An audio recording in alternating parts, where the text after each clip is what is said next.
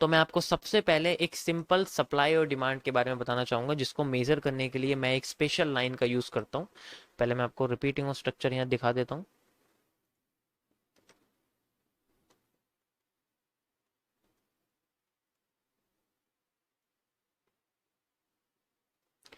सो ये second concept है, ठीक है।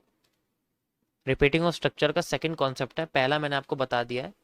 ये सेकंड कॉन्सेप्ट है, एमएमसी का पहला कॉन्सेप्ट है, एंड आरओएस का सेकंड कॉन्सेप्ट है, and this is called a the line which measures supply and demand, which is known as the QFL. QFL stands for, ये मेरी अपनी बनाई हुई है, इसको मैं बोलता हूं क्वांटिटी फॉलोइंग लाइन। जो भी टर्म्स यहां मैं यूज कर रहा हूं गाइस, वो सिर्फ और सिर्फ मेरे अपने बनाए हुए हैं, वो किसी का भी लिया हुआ नहीं है।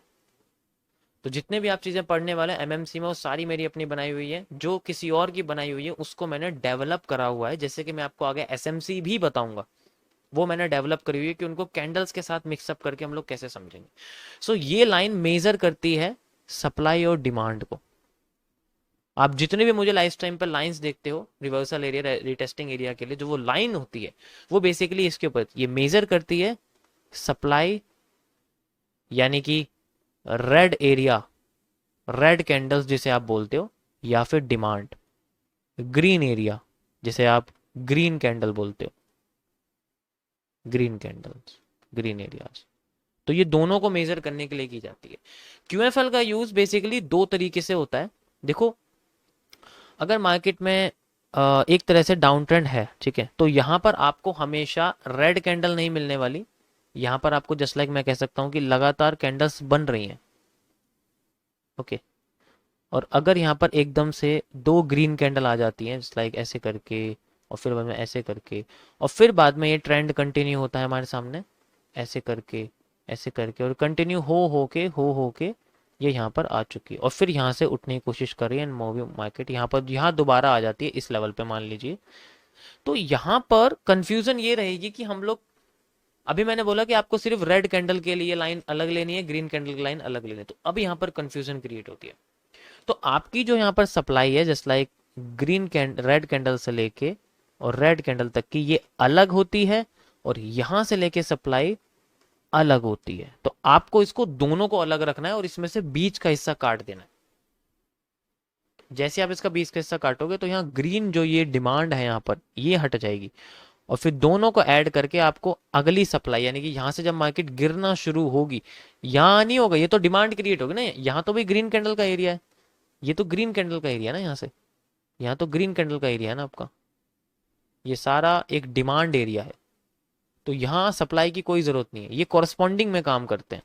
तो जब ये मार्केट नीचे गिरना शुरू करेगी यहाँ से ऐसे करके, तब हमें ये दोनों ही डिमांड यूज करनी पड़ेगी, मतलब ये दोनों सप्लाई यूज करनी पड़ेगी। ये हमारे लिए सप्लाईज हैं, ये दोनों हमें सप्लाई यहाँ यूज करनी पड़ेगी। तो इसे हम बोलते हैं subtraction of demand from supply move. तो यहाँ पर आपको बेसिकली जो आपको ये लाइन यूज करनी है जस्ट लाइक यहाँ से लेके यहाँ तक की ये अलग होती है, यहाँ से लेके यहाँ तक की अलग होती है। इन दोनों को आपको ऐड करना है और फिर उसमें से माइनस कर देनी है डिमांड। ये सब आपको अपने माइंड में करना है। मैं ये खुल के लाइव स्ट्रीम पे नहीं बताता हूँ क्योंकि समझ में नहीं आएगा हर किसी को। यहाँ मैं इसलिए बता रहा हूँ क्योंकि आपके पास बहुत टाइम है, तो ये चीजें आपको बार बार करनी पड़ेगी, बार बार। एक टाइम में आपको पता लग जाएगा कि मेरा एक्यूरेट मूव कैसे आएगा। एक्यूरेट ये एक्यूरेसी के लिए है, वरना तो आप पूरा मेजर कर लो, कोई दिक्कत नहीं है। एक रीजन में मार्केट जरूर फ्लक्चुएट करेगी, जरूर आपके रिवर्स करने की कोशिश करेगी, लेकिन वो एरिया एग्जैक्ट नहीं होगा ना। आपको एग्जैक्ट मूव चाहिए तो एग्जैक्ट मूव इस तरीके से निकलेगा। तो ये जो लाइन हम लोग मेजर करते हैं बेसिकली, ये जो लाइन होती है, जो मैं आपको लाइन बता रहा हूँ, ये ही लाइन क्यूएफएल होती है। और इसके बाद हम लोग यूज करते हैं रिवर्सल एरिया, और फिर बाद में रिवर्सल एरिया। सो एमएमसी में एक पॉपुलर स्ट्रक्चर है जो मार्केट में क्रिएट होता है।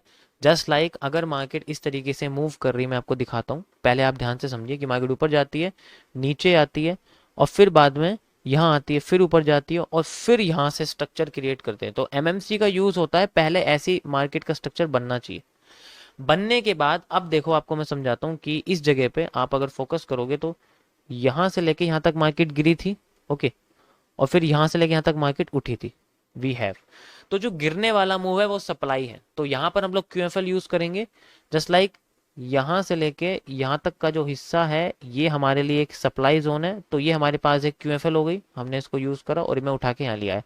मैंने यही हिस्सा यहां से लगाना शुरू कर, अब यहां से कैसे लगाएंगे, नाउ लिक्विडिटी कम्स, इस जगह लिक्विडिटी आती है।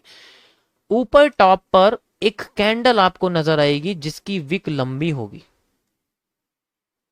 जिसकी विक लंबी होगी, और वो विक आपकी हेल्प करेगी मार्केट में आपको समझने के लिए कि यहां पर मार्केट में लिक्विडिटी स्वीप हुई है। जितने अमाउंट में यहां लिक्विडिटी स्वीप होगी, द अमाउंट यानी कि जितने अमाउंट में आपको यहां पर लिक्विडिटी स्वीप देखने को मिलेगी इस जगह पर, उतने अमाउंट में आपको अगर इस मूव पर लिक्विडिटी स्वीप देखने को मिलती है, जस्ट लाइक दिस। पैटर्न्स अलग हो सकते हैं, ठीक है, मैं ये नहीं कह रहा कि यहां पर आपको रेड ही कैंडल देखने को मिलेगी, आपको ग्रीन भी देखने को मिल सकती है, लेकिन उसकी जो लाइन का साइज है वो एग्जैक्ट उतना होना चाहिए, बराबर भी ना हो, थोड़ा बहुत फर्क हो सकता है, तब जाके जब इसकी अमाउंट, इसका जो लिक्विडिटी का अमाउंट है, लिक्विडिटी स्वैप का जो, सॉरी स्वैप का जो अमाउंट है, लिक्विडिटी स्वैप, देखो स्वैप और स्वैप में मेरी कंफ्यूजन हो सकती है, इसलिए थोड़ा बहुत आप अपनी साइड से मेरे देख लेना, क्योंकि मैं स्वीप को कभी कभार स्वैप बोल देता हूँ इस वजह से।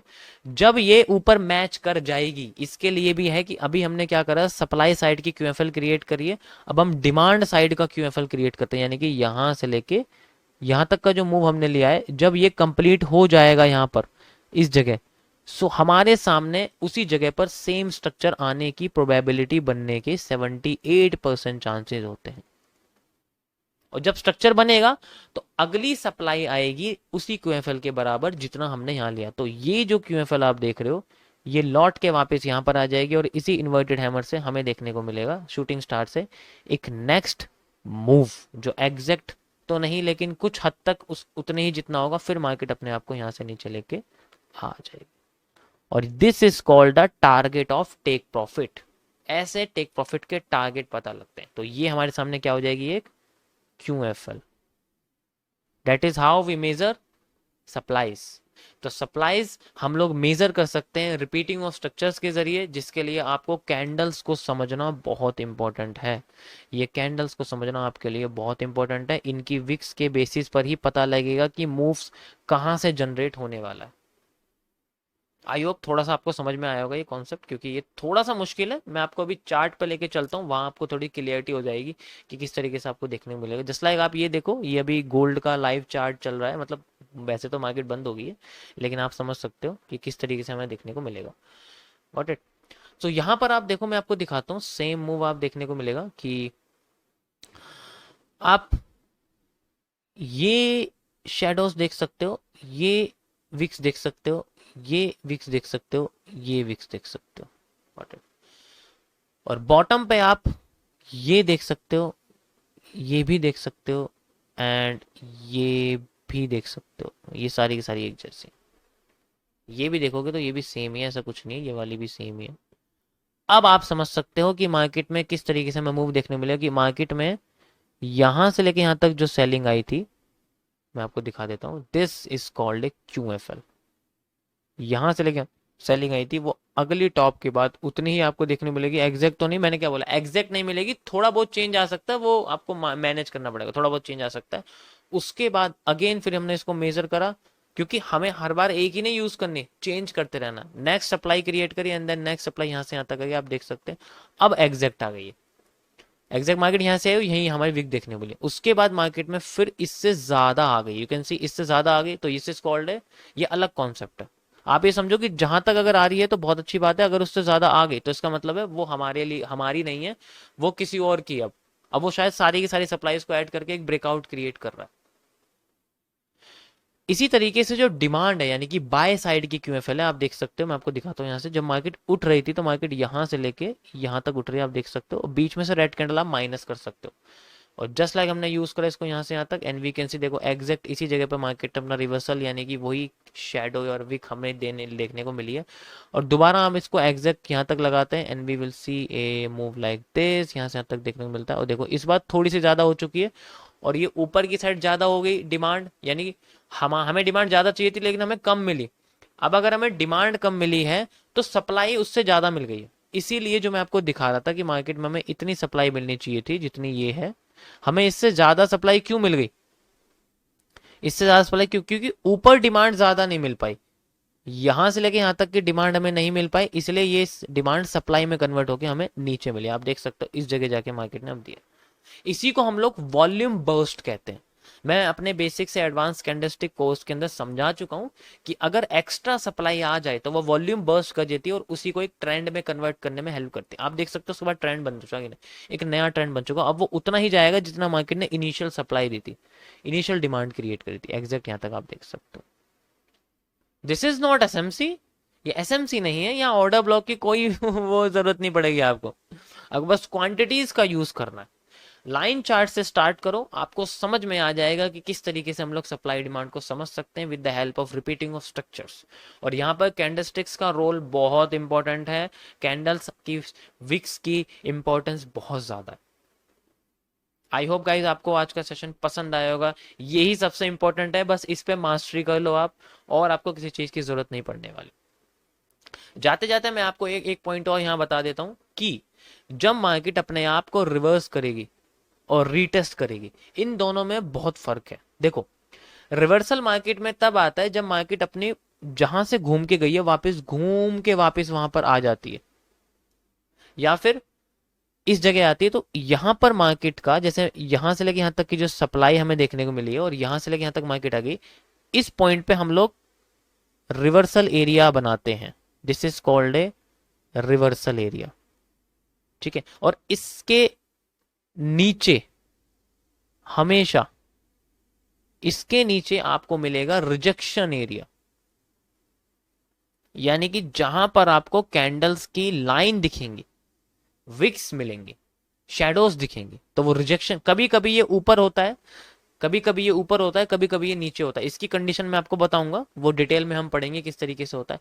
और with in a movement just like market ऊपर जा रही है इस तरीके से, नीचे आ रही है, ऊपर जा रही है, नीचे आ रही है, ऊपर जा रही है, तो हम अगर इस स्ट्रक्चर के अंदर में सप्लाई डिमांड यानी कि इसके अंदर में अगर हम क्यूएफएल यूज करते हैं, जैसे कि मार्केट यहां से लेके यहां तक गिर रही है, यहां से लेके यहां तक गिर रही है, यहां से लेके यहां तक गिर रही है, आप देख सकते हो यहां से लेके यहां तक, तो इस जगह हम लोग यूज करते हैं retesting. This is called a retesting. ये सारे के सारे रीजन हम लोग रीटेस्ट, इनके अंदर रिवर्सल्स नहीं आते। रिवर्सल्स आएगा तो टॉप पे आएगा या फिर बॉटम पे आएगा, तो इन्हें हम लोग बोलते हैं रीटेस्टिंग। सो इनकी लेबलिंग आपको करनी पड़ेगी, इसके लिए मैं आपको बताऊंगा कि किस तरीके से आप लेबलिंग करने वाले हो, ऐसे कैसे यूज करोगे। सो आपको ट्रेडिंग व्यू पे जाना है और यहाँ पर जाके आपको जैसे बॉक्स आपको दिख रहा है, यहाँ पर पहले लिख देना है कि इसका थोड़ा साइज अच्छा सा कर लेना, ऐसे करके सुंदर सा दिखना चाहिए, क्योंकि जो कि यहाँ से ऐसे कर लोगे, इसमें आपको लिख दो जैसे कि रिवर्सल एरिया, जस्ट लाइक आप लिखना चाहो यहाँ पर, एक मिनट, रिवर्सल एरिया ऐसे आपको लिख देना है इसको इस तरीके से। और इसको फिर आप सेव कर सकते हो, टेम्पलेट पे जाना है आपको और सेव एज कर देना है। यहाँ पर आप रिवर्सल एरिया करके लिख दो, और रिवर्सल मेरा ऑलरेडी यहाँ सेव्ड है आप देख सकते हो, तो मुझे करने की जरूरत नहीं है। आप इस तरीके से करोगे फिर आपका सेव हो जाएगा। फिर आप इसको टेम्पलेट में जाओ और यहाँ वो रिवर्सल एरिया वाला टेम्पलेट ऐड कर दो और आपको बना के दिखा देगा। इस तरीके से आप रिटेस्टिंग एरिया का भी कर सकते हो। इसी तरीके से ये सारे के सारे रिटेस्टिंग्स हैं, जब आप देख सकते हो मैंने आपको बताया कि ये आपका एक रिवर्सल एरिया है, बाकी के बाकी सारे रीटेस्टिंग्स हैं, ये सारी रीटेस्टिंग आप मार्क कर सकते हो। तो this is how you use repeating of structure. ये बहुत पावरफुल कॉन्सेप्ट है गाइस, इसमें किसी भी आपको इंडिकेटर, किसी भी अलग से एसएमसी, ऑर्डर ब्लॉक और ब्रेक ऑफ स्ट्रक्चर, किसी भी चीज की नीड नहीं होने वाली। और अभी मैं बताऊंगा, ये तो सिंपल मैंने आपको बताया, नेक्स्ट मैं आपको बताऊंगा कि कॉम्प्लेक्स सिचुएशन में हम लोग कैसे यूज करेंगे इसको, किस तरीके से हम लोग मेजर करेंगे और इनको चार्ट पैटर्न के साथ कैसे हम लोग एनहेंस कर सकते हैं। So guys, I hope guys आपको ये सब चीज़ें समझ में आई होंगी। बाकी सारा का सारा कॉन्सेप्ट आपके नोट्स के ऊपर है, आप इनको अच्छे से नोट्स इनके बना लेना और लिक्विडिटी को अच्छे से समझ लेना। मैंने पूरी कोशिश करी है आपको एक सिंपल मेथड में लिक्विडिटी समझाने की, वैसे तो मैं लाइव में बता ही चुका हूँ, लेकिन मेरा काम है आपको रिपीट करना, कम टाइम में आपके स्ट्रक्चर्स को अच्छे से एक्सप्लेन करना। आई होप आप सबको ये छोटा सा कॉन्सेप्ट समझ में आया होगा। मैंने पूरा खुल के आपको बताने की कोशिश करी है। बाकी देखो आपके अंडरस्टैंडिंग के ऊपर है, मैं तो अपनी तरफ से एफर्ट कर रहा हूँ, आपको भी करना पड़ेगा। जितना मर्जी चाहे आप इसको रिपीट करके देखो, क्योंकि अगर ये कॉन्सेप्ट अगर आपको समझ में नहीं आया तो ये पूरे एमएमसी की नींव है, रीढ़ की हड्डी है ये रिपीटिंग ऑफ स्ट्रक्चर। इसीलिए मैं इसको सबसे पहले स्टार्ट कर रहा हूँ, इसी को आपको सबसे ज़्यादा